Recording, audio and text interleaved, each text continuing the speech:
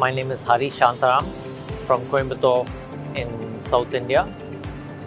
Welcome to my gallery. The theme of the gallery happens to be cheetah in their ecosystem. First of all, a little bit of a background.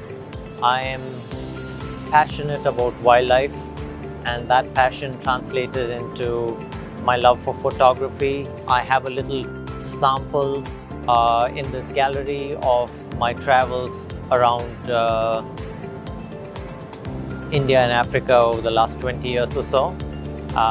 The theme for the gallery is cheetah in the ecosystem, simply because of the government of India and the initiative to reintroduce cheetah in India after all these gap of 50 or 60 years. So I would like to portray images. I think every one of your image has to tell a story, and so I've chosen different images that strike a chord in me. The reason I like cheetahs is they are the underdog. They are the least powerful of the predators in Africa. They lower down the chain, and they hold a special place in my heart. And I hope the viewers or visitors here in the gallery appreciate nature and take back with them some fond memories of these images, and that they are able to take a few minutes off their day here at the exhibition to take some time for themselves to view the images. Let me take you on a little stroll. I like to show you some of my favorite images and maybe tell you a little story about them. Let me take you through one or two images that strike a special chord in me. Every day out in the field is a new day. I mean, when you're out in the wild, expect the unexpected. Every day is different. No 2 days are ever the same. One such example is here when on a really quiet morning in Botswana a few years ago, just about to give up for the morning, when out of nowhere we see a leopard just come out of the bush with a really almost a few days old cub in his mouth, and then transporting them to a new den. I mean, what a surprise and what a eventful morning to turn nothing into something. The other thing about cheetah is that they need a lot of space. I mean, their home ranges are massive. It's no mean feat.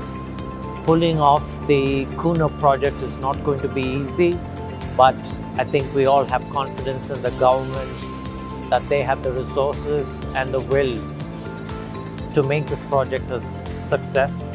Here we have this image during a complete drought in the Serengeti, where a mother cheetah will have to, regardless of what happens, feed her growing cubs.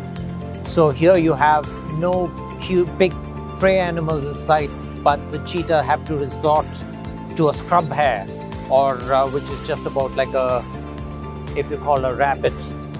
And that's got to be their sustenance for the next few days. It's also my mission to find photographic subjects that are endangered species. Species here, such as the mountain gorilla or the rhino, they're all severely threatened by the loss of habitat and also illegal wildlife trading in animal wildlife parks.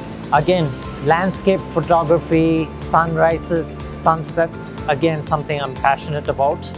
So I think every image as a photographer has to talk about a story. So in this picture, you have an idea of composition, where this is an attempted pride takeover, where this male lion is trying to get the attention of the female and take over the pride. And you also have a sense of the background of the terrain in question.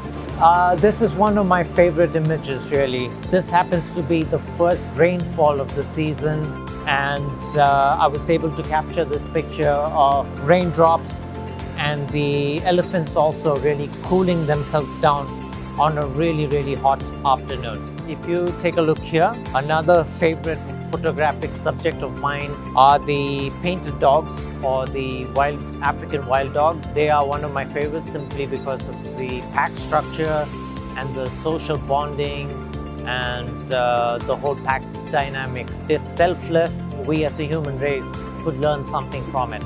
Sometimes it's not just about the big cats or the big super predators.